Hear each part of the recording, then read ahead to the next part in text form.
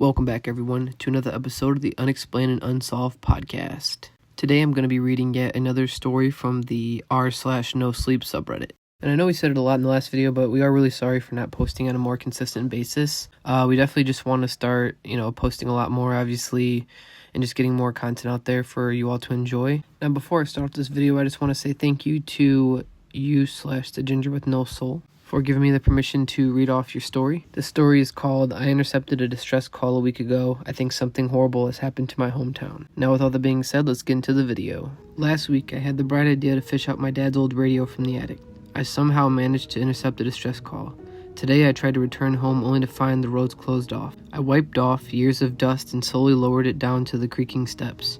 Pulling it into my living room, I couldn't help but marvel at the vintage wooden casing along with the intricate brass detailing. I made sure everything was still in working order as I turned the knobs, hearing them click as they went. The radio crackled to life, encasing the room in a warm, fuzzy sound. I was ready to go, sifting through station after station. The usual came through at first, all sorts of musical genres, ads, local news, and above all, the radio preachers. I kept at it for a few minutes, remembering how my dad and I used to always do this on the weekends when he didn't have to work. I would be sitting right next to him listening in. It was our thing every weekend without fail.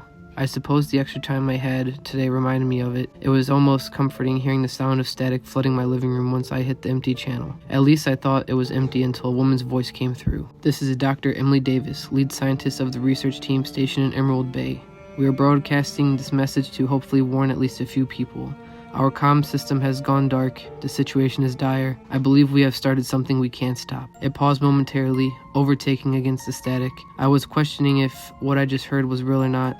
I know that sometimes there are storytelling programs, but her voice was so full of emotion, of fear. Not to mention, Emerald Bay was a small island about 30 miles off the coast from my home, just barely inside the range of this radio.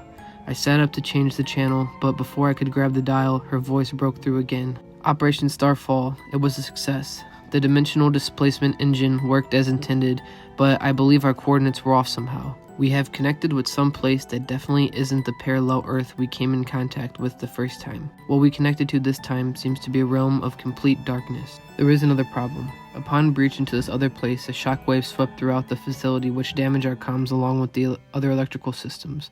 Luckily, the old broadcasting radio is still somewhat functional. If our contractors are listening, we need assistance immediately.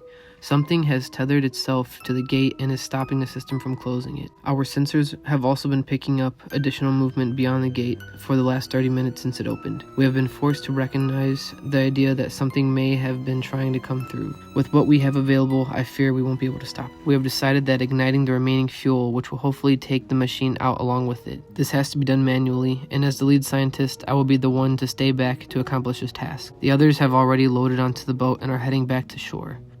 I've gathered the proper equipment needed and will proceed with lighting We'll cut her off with something I couldn't begin to describe. Some sort of low groan which even to me in my living room was deafening. Sweat was beading off my forehead. If this was indeed a radio show, it was worthy of an Oscar. Something has breached the gate. I repeat, the gate has been breached. Some kind of dark, writhing mass is pulling its way out into the station. I'm going to ignite the fuel now.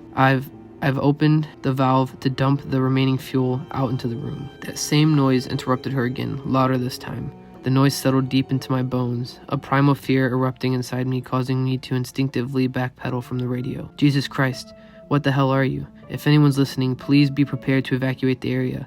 If our contractors can hear this, we need armed assistance now, and I don't know if this will stop it. God help us. Her voice was coming from off in the distance this time, but as the last sentence escaped her lips, a loud boom reverberated out throughout the speakers, followed by the radio returning back to its original fuzzy crackle. This time, I wasn't greeted by the same comforting sense as before. Instead, I was left sitting all alone in my living room, shaking from what I just heard. As if on cue, 2 large helicopters flew over my house and off into the distance. I spent the next hour and a half trying to calm myself down. I don't know what was worse.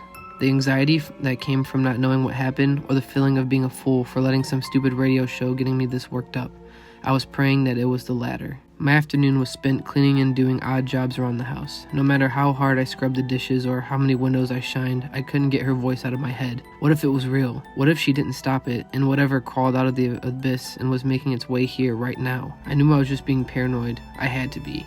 The same thing happens when I spend too much time watching news, convincing myself Armageddon is upon us. I needed a drink. An old bottle of scotch I had shoved into the back of the cabinet sufficed. Sitting down with a hefty glass and some old cartoons ought to do the trick.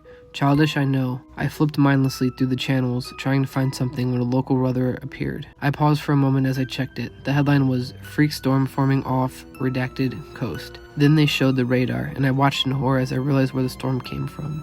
Smack right down in the center was a small green dot surrounded by blue. Emerald Bay. That was a week ago. I left my house as soon as I saw it.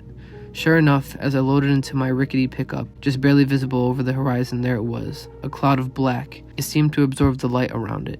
I don't think I've ever driven that fast in my life. Today I finally ran out of emergency fund that was paying for my hotel room. I tried looking online to see if my home was safe to return to. Thing is, I couldn't find a single article about my little coastal village, like it had been wiped from existence. How do you get rid of an entire town's online presence in a week? I had to go see for myself.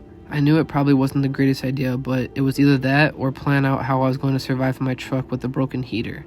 I drove the hour stretch of a road to get back to my home. Before I could reach it, however, I came upon a roadblock. Blacked out SUVs with no identifiable organization plastered on it, same with the people with rifles slung over their backs. I asked them if what was going on had anything to do with what I heard over the radio. They didn't answer my question and told me that a train car had derailed, with dangerous chemicals on board. Why does the chemical spill warrant soldiers with guns? I asked if I could go at least get my things from my home, but I was denied. I had no choice but to turn away. As I was leaving, I peered back through the mirror to see soldiers pile into 2 or 3 SUVs and tear out of the opposite direction. I got back to my hotel and launched myself onto my bed, defeated. At least I don't think I'll have to worry about paying for another night at this hotel, because just a few minutes ago I heard the same low thunderous groan I heard over the radio. So that was a pretty good story. It kind of eerily sounds like what happened in East Palestine, Ohio like a few months ago, so I guess we'll see what happens. It also for some reason kind of reminded me of Stranger Things, but let me know what you guys thought about the story down in the comments. And hopefully, like I said, I'll be posting another video soon, either with or without Dakota. It might be like another story narration, or maybe another one of our cryptid stories, but we'll figure out something. And as always, thank you for tuning in, and we'll see you in the next video.